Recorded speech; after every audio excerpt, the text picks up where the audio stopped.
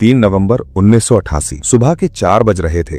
मालदीव की राजधानी माले। समंदर एकदम शांत था, ठंडी हवा चल रही थी और पूरा शहर गहरी नींद में सोया हुआ था। सड़कों पर सन्नाटा था, सिर्फ समंदर की लहरों के किनारे से टकराने की आवाज आ रही थी। पर्यटकों को, वहां के आम नागरिकों को अंदाजा भी नहीं था कि उस गहरे काले समंदर के रास्ते उनकी तरफ मौत बढ़ रही है। अचानक उस खामोशी को चीरती हुई स्पीड बोट्स के इंजन की गड़गड़ाहट सुनाई दी।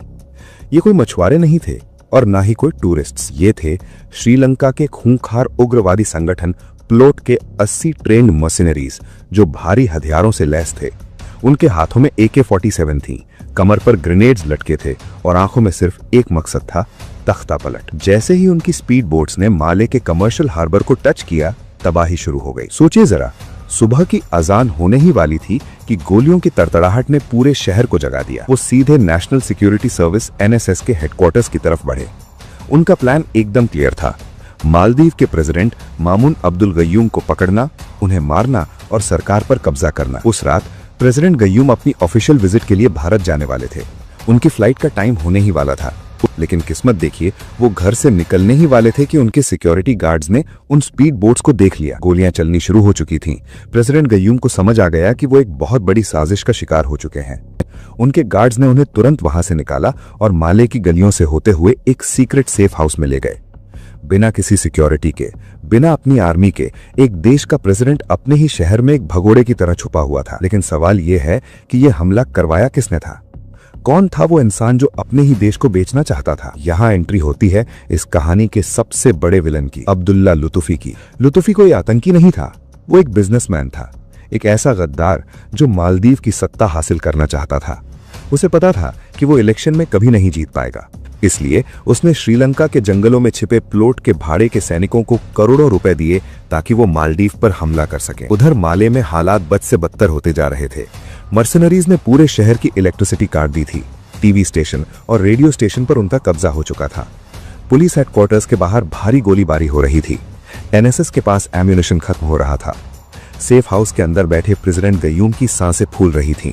वो जानते थे कि अगर लुतुफी के आदमियों को पता चल गया कि वो कहाँ हैं, तो उन्हें जिंदा नहीं छोड़ा जाएगा। उनके पास सिर्फ एक फोन लाइन बची थी जो अभी भी काम कर रही थी। उन्होंने उस फोन को उठाया और दुनिया से मदद की भीख मांगनी शुरू की। सबसे पहले कॉल गया अमेरिका को, फिर यूनाइटेड किंगडम, फिर पाकिस्तान और फिर श्रीलंका। लेकिन हर जगह से जवाब ना में आया।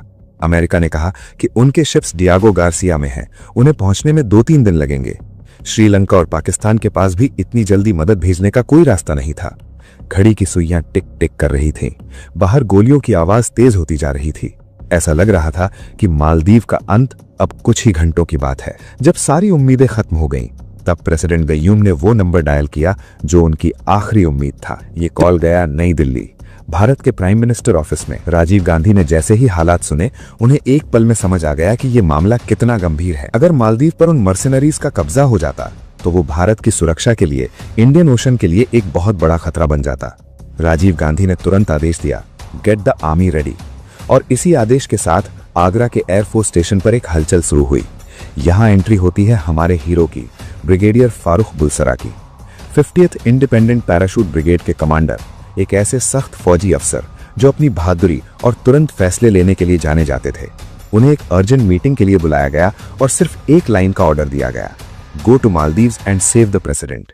लेकिन रुकिए, ये सुनने में जितना आसान लगता है, असलियत में ये एक सुसाइड मिशन से कम नहीं था। क्यों? क्योंकि भारतीय वायुसेना के पास माले का कोई करंट मैप नहीं था।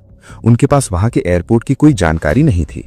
उन्हें यह भी नहीं पता था कि रनवे पर दुश्मनों का कब्जा है या नहीं। उन्हें यह भी नहीं मालूम था कि वो लैंड कर पाएंगे या हवा में ही उड़ा दिए जाएंगे।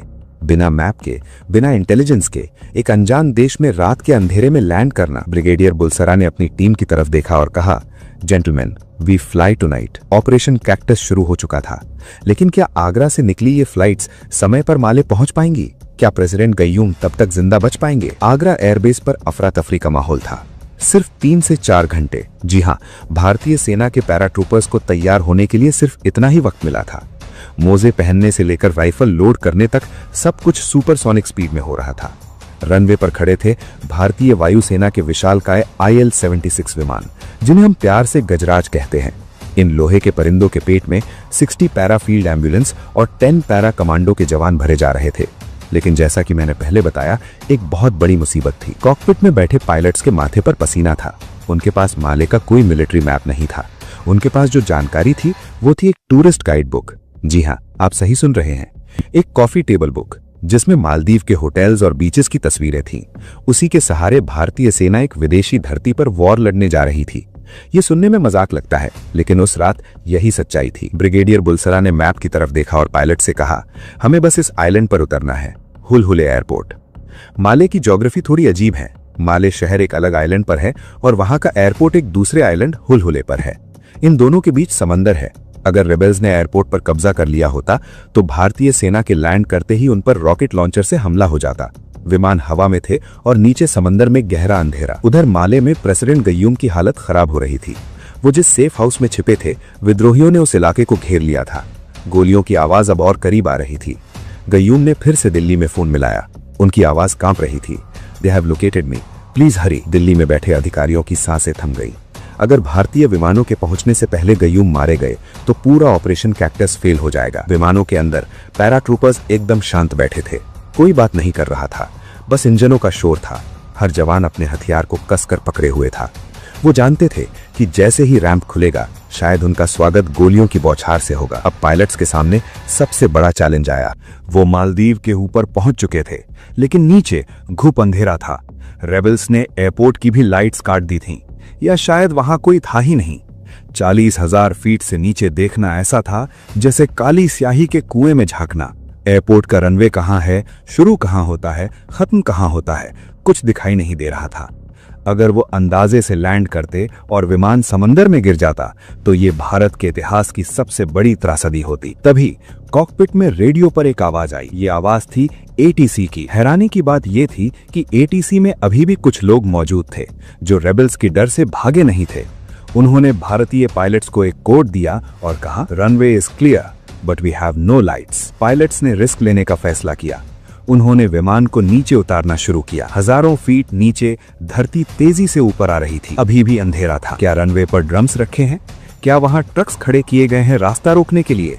जैसे ही विमान ने बादलों को चीरा, पायलट्स को एक धुंधली सी रोशनी दिखाई दी। ये रनवे लाइट्स नहीं थी, ये शायद एयरपोर्ट बिल्डिंग की कोई इमरजेंसी लाइट थी। सांसें रोककर पायलट्स ने उस विशाल IL-76 को रनवे की तरफ मोड़ा। टायर्स ने जमीन को टच किया।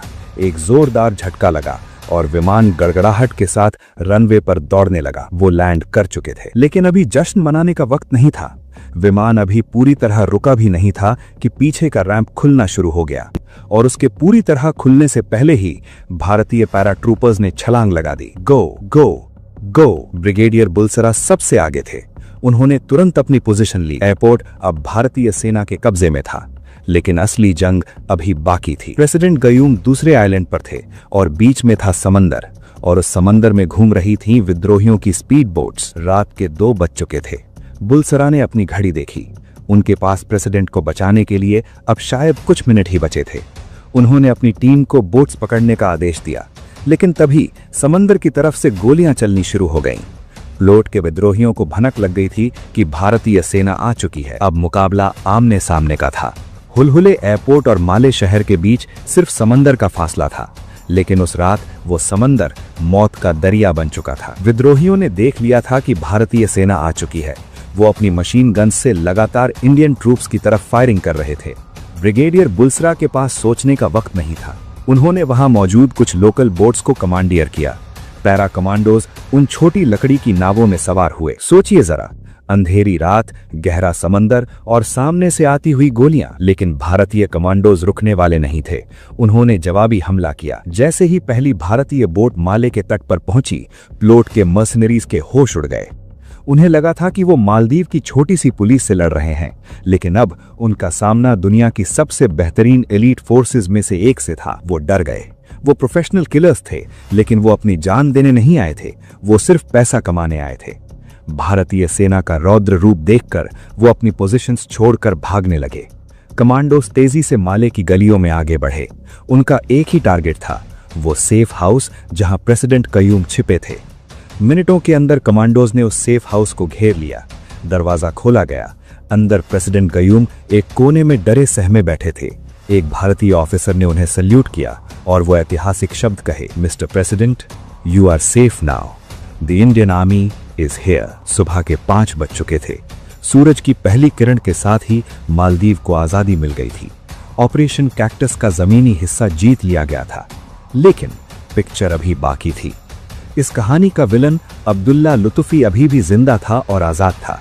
जब उसने देखा कि भारतीय सेना ने शहर पर कब्जा कर लिया है, तो वो अपने बचे खुचे साथियों के साथ हार्बर की तरफ भागा। वहां एक मालवाहक जहाज खड़ा था जिसका नाम था MV प्रोग्रेस लाइट। लुत्फी ने उस शिप को हाईजैक कर लिया। इतना ही नहीं, उसने 27 निर्दोष लोगों को हॉस्टेज बना लिया, जिसमें मालदीव के एक मिनिस्टर भी शामिल थे। वो शिप लेकर खुले समंदर में श्रीलंका की तरफ भागने लगा। अब बारी थी इंडियन नेवी की। समंदर के बीचों बीच एक चूहे बिल्ली का खेल शुरू हुआ। MV प्रोग्रेस लाइट आगे भाग रहा था और उसके पीछे मौत बनकर आ रहे थे भारतीय युद्धपोत INS गोदावरी और INS बेतवा। नेवी ने रेडियो पर लुत्फी को सरेंडर करने को कहा। लुत्फी ने धमकी दी कि अगर नेवी पास आई तो वो हॉस्टेजेस को मार देगा और शिप को उड़ा देगा। तनाव बहुत ज्यादा था। नेवी शिप पर अटैक नहीं कर सकती थी क्योंकि उसमें सिविलियंस थे, लेकिन उन्हें जाने भी नहीं दिया जा सकता था। तब INS गोदावरी ने एक मास्टर स्ट्रोक खेला। उसने अपनी स्पीड बढ़ाई और भागते हुए शिप के बेहद करीब पहुंच गया। मरीन कमांडोज ने अपनी पोजीशन ली। INS गोदावरी की हैवी गन्स ने शिप के ठीक आगे समंदर में गोले दागे। पानी के बड़े बड़े फव्वारे उठे। ये लुत्फी के लिए आखिरी चेतावनी थी। उसे समझ आ गया कि वो भारतीय नौसेना से नहीं बच सकता। उसके साथियों का हौसला टूट गया। उन्होंने अपने हथियार डाल दिए और शिप को रोक दिया। इंडियन नेवी ने शिप को बोर्ड किया, सभी हॉस्टेजेस को सुरक्षित बचाया और लुत्फी को गिरफ्तार करके वापस मालदीव ले आए। सिर्फ 16 घंटे। जी हां, ऑपरेशन शुरू होने के सिर्फ 16 घंटे के अंदर भारत ने हजारों किलोमीटर दूर बिना किसी मैप के रात के अंधेरे में एक डूबते हुए देश को बचा लिया था। एक सरकार गिरने से बचा ली थी और दुश्मनों को धूल चटा दी थी। ऑपरेशन कैक्टस ने पूरी दुनिया को हिलाकर रख दिया था। टाइम मैगजीन ने अपने कवर पेज पर इसे सुपर पावर इंडिया का नाम दिया। यह ऑपरेशन सबूत था कि इंडियन ओशन में भारत की मर्जी के बिना एक पत्ता भी नहीं हिल सकता। ये कहानी हमें याद दिलाती है कि हमारी सेना सिर्फ बॉर्डर पर ही नहीं, बल्कि जरूरत पड़ने पर समंदर पार जाकर भी दुश्मनों के घर में घुसकर मार सकती है। आज हम अपने घरों में चैन से सोते हैं क्योंकि हमें पता है कि जब भी देश पर कोई मुसीबत आएगी तो कोई ब्रिगेडियर बुलसरा कहीं अंधेरे में मैप देख रहा होगा और कह रहा होगा, वी फ्लाई टुनाइट। जय हिंद।